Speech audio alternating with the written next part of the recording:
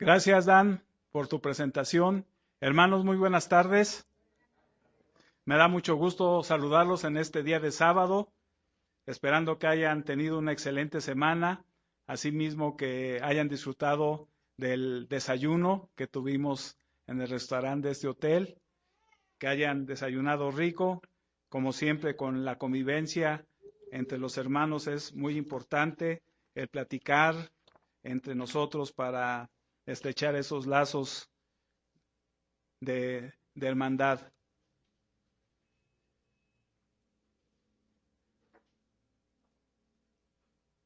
En una ocasión, en la carrera de los 100 metros con obstáculos de las Olimpiadas de 1980, salieron los 8 competidores. El número 5 tiró el primer obstáculo al salir, luego el segundo y el tercero en una carrera de obstáculos. Su desesperación fue tanta que no pudo saltar totalmente el cuarto obstáculo y tropezó con él. Cayendo pesadamente desde el suelo, vio a los demás competidores alejarse. Sin embargo, se puso en pie y continuó la carrera. Se dio cuenta que su rodilla sangraba y que su pierna no tenía la fuerza necesaria por el golpe, pero aún continuó tropezando más adelante con otro obstáculo y cayendo nuevamente. En ese punto ya los otros competidores habían pasado la meta y los que estaban alrededor de la pista le decían que saliera de la pista, pues estaba sangrando de su rodilla y de todas formas ya no iba a ganar la carrera, pero este atleta no les hizo caso, se levantó y siguió adelante. Su objetivo era llegar a la meta y lo iba a lograr sin importar lo que pasara. La gente en las graderías estaba atónita al ver la persistencia de aquel hombre. Finalmente llegó al final de la pista. En ese momento todo el estadio olímpico se puso de pie y estalló en una ovación al hombre que había demostrado que era lo más importante en una carrera, perseverar hasta el fin sin importar los tropiezos. Esta historia, hermanos, de las Olimpiadas, en unas Olimpiadas de 1980, habla de este atleta que a pesar de los obstáculos que derribó y de haberse lastimado la rodilla, él siguió, sabía él que ya no iba a ganar la carrera, pero él tuvo la persistencia, la perseverancia para llegar a la meta y lo logró con el aplauso de los que estaban en el estadio. El apóstol Pablo, hermanos, en muchas de sus cartas le escribe al joven Timoteo que iba a dejar a cargo la administración y llevar adelante el ministerio. Podemos tener también nosotros enseñanzas de esta carta dada a Timoteo por parte del apóstol Pablo, que aparte de darle instrucciones para su ministerio, para el ministerio, le dio también muchas instrucciones para su modo de vida en el ámbito tanto personal, donde le enseñaba, le decía lo que debe de hacer, lo que debía de hacer. Pablo le aconsejó y le advierte de muchas situaciones que podían ocurrir, de lo que podría ocurrir y cómo debía de comportarse. Pablo le habla en una forma estrecha, en una forma personal, a su vida de Timoteo y le dice, ustedes pueden verlo en 2 de Timoteo capítulo 1 versículo 6, lo pueden ustedes anotar, dice que avive el fuego del don de Dios que está en él por la imposición de las manos de Pablo.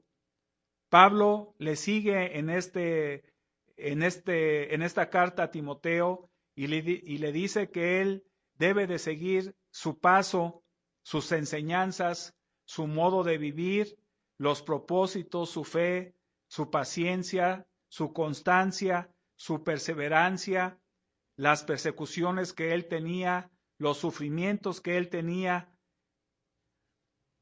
Y esto lo pueden ver ustedes en 2 de Timoteo, capítulo 3, versículo 10 y 11. También lo pueden ustedes anotar, ustedes lo pueden leer posteriormente. 2 de Timoteo, capítulo 3, del versículo 10 al 11. Aquí lo que se enfatiza y quiero enfatizar es en el versículo 14. Vamos a ir a 2 de Timoteo, capítulo 3, versículo 14.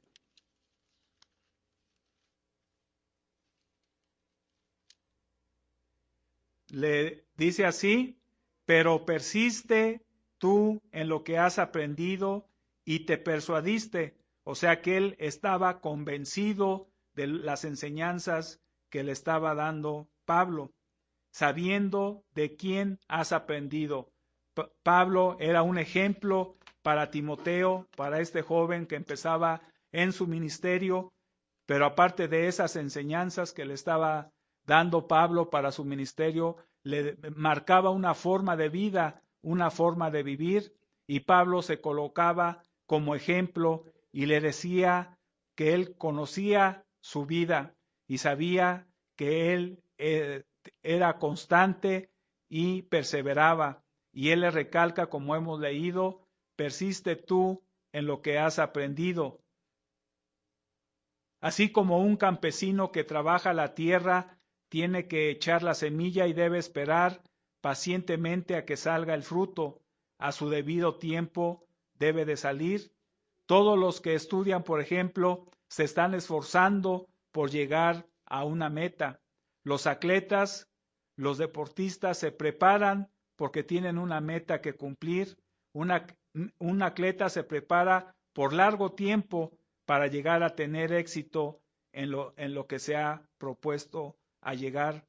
Todos nosotros, cada uno de nosotros como cristianos, queremos crecer, como dice Pablo, en la gracia y en el conocimiento. Necesitamos tener una cualidad, y esta es la que veíamos en el ejemplo de este atleta, de perseverar y tener persistencia para alcanzar con éxito las metas o los resultados deseados.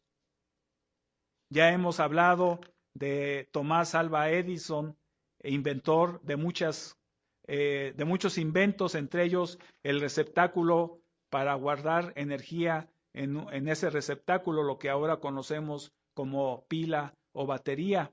Él pasó por 10,000 esfuerzos para llevar a cabo este invento. Sin embargo, en esos 10,000 esfuerzos, él fracasaba, y le preguntaron que si no se sentía él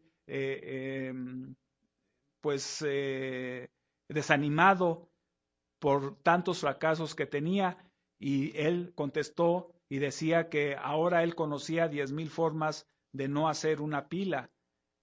La perseverancia, hermanos, dice el diccionario, que es firmeza y constancia en los propósitos y en las metas, duración permanente en una cosa.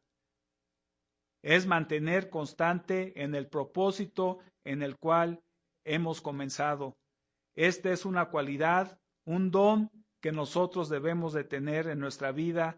Debe estar en nosotros como una cualidad de Dios. Esto es, perseverar en lo que estamos y hemos aprendido en nuestra vida como cristianos.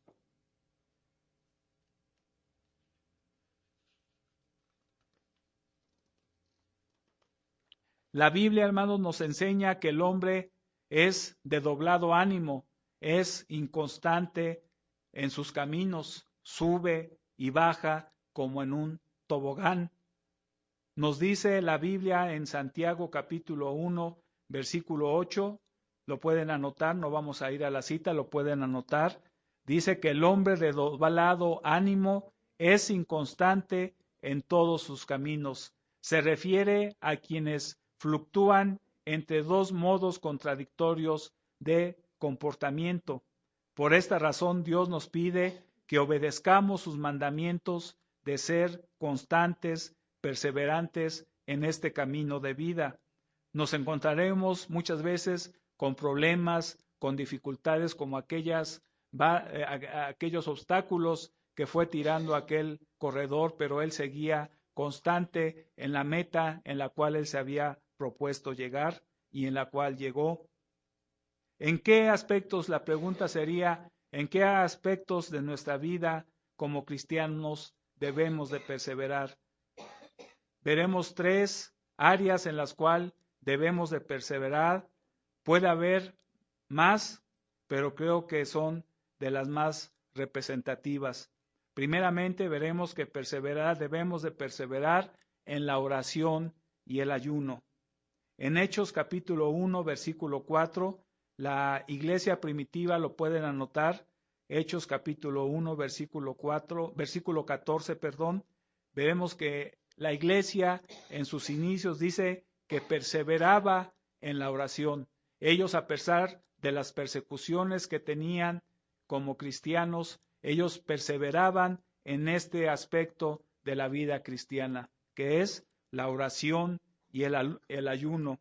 La palabra de Dios nos enseña que debemos de ser hombres y mujeres de oración, porque muchas veces en la oración se ganan muchas cosas, muchas batallas, porque en la oración es donde Dios obra milagros, probablemente de sanidad o de cualquier otra índole personal. Debemos presentar todas nuestras peticiones delante de Dios para buscar ese acercamiento, esa intimidad de nuestro Creador con cada uno de nosotros. Y debemos de ser perseverantes en ello. Ustedes recuerdan aquella parábola de la mujer viuda y de aquel rey en el capítulo 18 del libro de Lucas, donde esta persona, esta viuda, perseveraba en aquella petición a aquel rey, y dice que por no ser molesto al rey, él escuchó su petición. Así nosotros debemos de orar. Vemos la parte de la escritura, el texto más largo que dice orar sin cesar. Ese debe ser parte de nuestra vida. Debemos entonces perseverar en la oración y en el ayuno. También debemos de perseverar en la práctica de la palabra de Dios. La palabra de Dios también nos enseña que hay que perseverar en lo que hemos nosotros aprendido, como leímos en la carta de Pablo. Persiste en lo que has aprendido.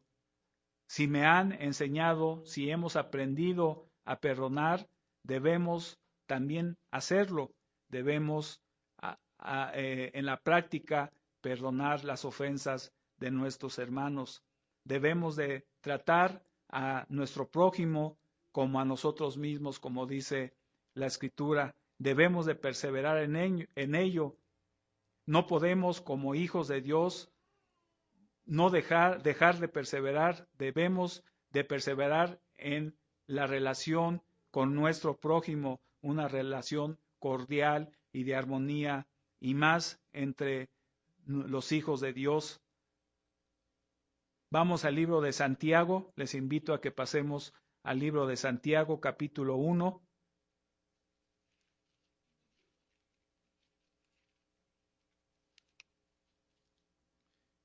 Y veamos su versículo 25. Santiago 1, 25 nos dice: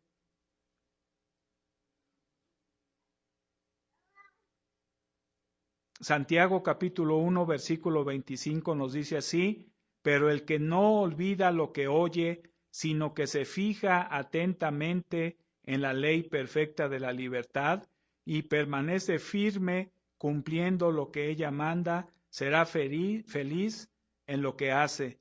Nos invita también a que nosotros, nos exhorta a perseverar, como dice aquí, en la perfecta ley, no siendo solamente oidores, sino practicantes de forma constante y perseverante. También otro punto relevante es perseverar en la comunión los unos con los otros. Debemos de perseverar como grupo, como iglesia, en la comunión los unos con los otros, ya que Dios no nos formó para ser individuales, personas individuales. Dios nos hizo para conformar dentro de cada individualidad del ser una familia, o sea, una interacción entre personas. Nos hizo para vivir en comunión los unos con los otros. Les invito a que pasemos a Hechos, capítulo 2. Hechos, capítulo 2.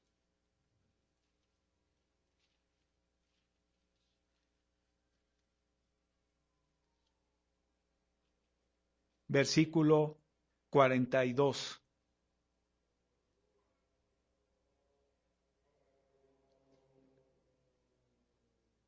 Dice así, Hechos capítulo 2, versículo 42, y eran fieles en conservar la enseñanza de los apóstoles, en compartir lo que tenían, en reunirse para partir el pan y en la oración, lo que ahora hacemos en el restaurante, convivir en el desayuno y platicar los unos con los otros.